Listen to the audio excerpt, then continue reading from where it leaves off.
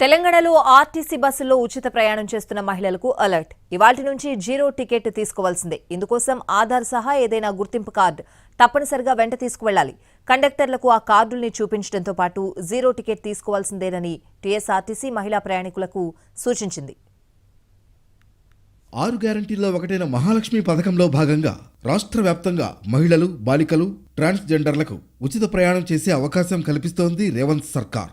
ఈ నెల 9న ఈ స్కీమ్ ప్రారంభమైంది. తొలివారం గుర్తింపు కార్డు అక్కర్లేకుండానే ప్రయాణించే వెసులుబాటు కల్పించింది. ఆ తర్వాత మాత్రం ఏదైనా గుర్తింపు కార్డు ఉండాల్సిందేనని తేల్చి చెప్పింది. మహాలక్ష్మి మహిళలకు ఉచిత బస్సు ప్రయాణం సౌకర్యం అమలుపై ఆర్టీసీ ఎండీ సజ్జనార్ పర్యవేక్షించారు.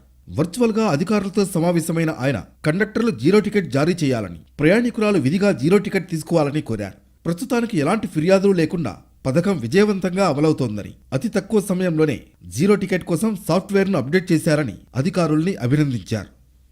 మహాలక్ష్మి పథకంలో భాగంగా ఫ్రీ జర్నీ స్కీమ్ కింద రాష్ట్ర వ్యాప్తంగా పల్లె వెలుగు, ఎక్స్ప్రెస్ బస్సులు, సిటీలో ఆర్డినరీ, మెట్రో బస్సుల్లో మాత్రమే ఉచితంగా ప్రయాణించే వీలుంది. తెలంగాణ వాళ్లకు మాత్రమే ఈ పథకం వర్తిస్తుంది. ఇవాటి నుంచి జీరో టికెట్ను మహిళా ప్రయాణికులు తప్పనిసరిగా తీసుకోవాలని ఆర్టీసీ అధికారులు స్పష్టం చేశారు.